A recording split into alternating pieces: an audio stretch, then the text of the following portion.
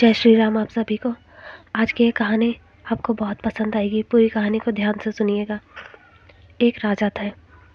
उन्होंने स्वप्न में एक रात को देखा कि उनके महल के बाहर एक बहुत बड़ा पेड़ है जिसके नीचे एक नाग देवता रहता है, मतलब सांप रहता है, जो कि उन्हें डसने वाला है।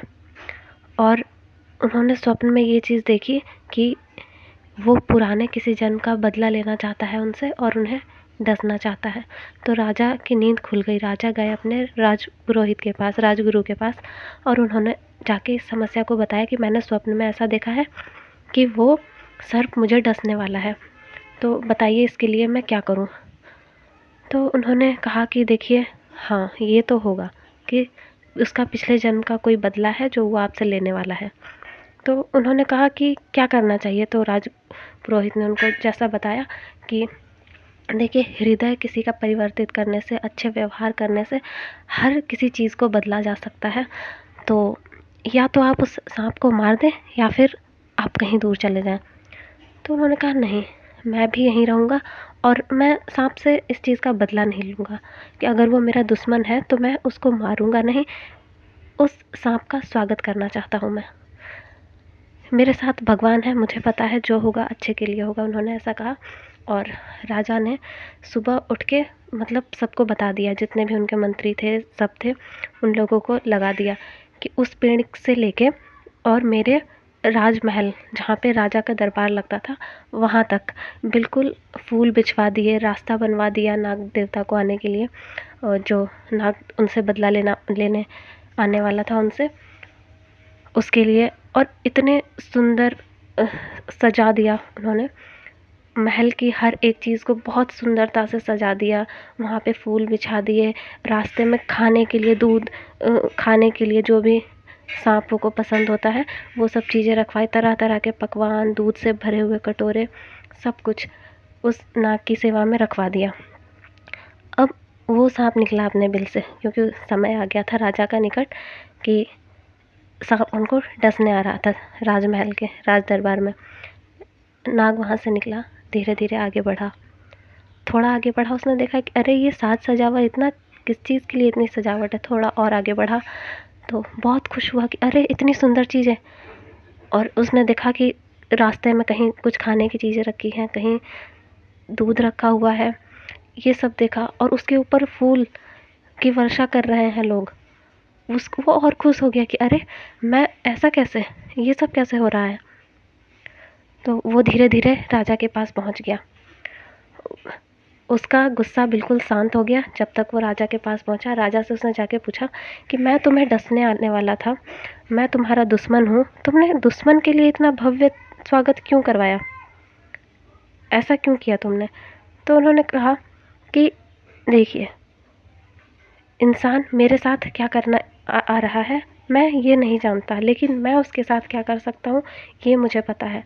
अगर मेरा व्यवहार किसी के प्रति अच्छा है तो उस इंसान का हृदय बदलने में समय नहीं लगता।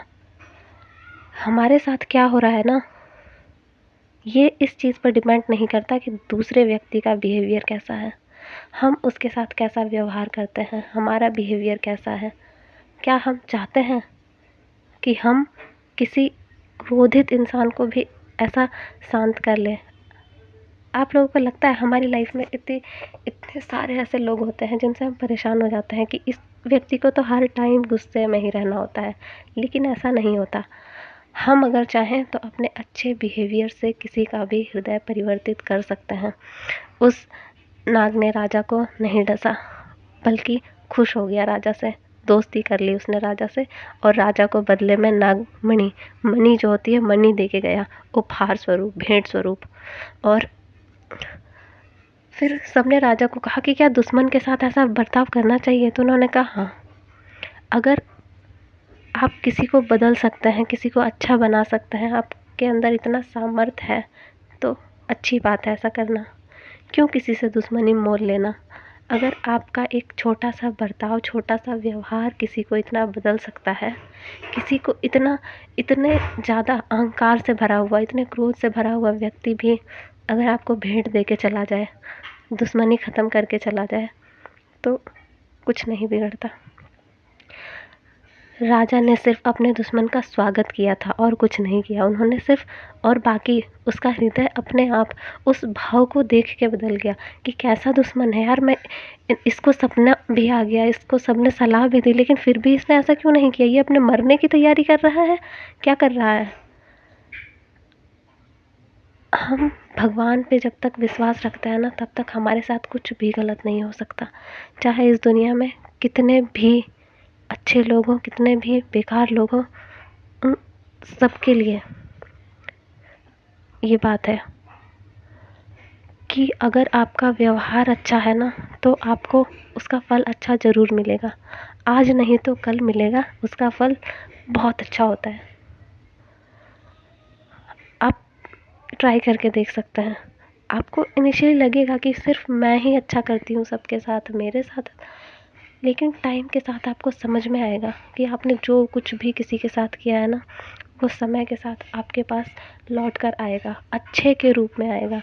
और याद रखिए, भगवान अनदेखा नहीं करेंगे कभी भी आपको। अगर आपने किसी का साथ दिया है, किसी का भला किया है, तो ईश्वर सदैव आपके साथ है। आपके हर एक पुण्य कर्म पे ईश्वर की नज़र पड़ती है और वो आपको उसका फल ज़रूर देते हैं। सुख दुख कुछ नहीं होता, जो होता है ना सुख होता है और हमारे कर्म का फल होता है। दुख एक मानसिक स्थिति है जिसे हम बनाकर बैठ जाते हैं। भगवान का बहुत नाम लीजिए, उनको याद कीजिए। धन्यवाद।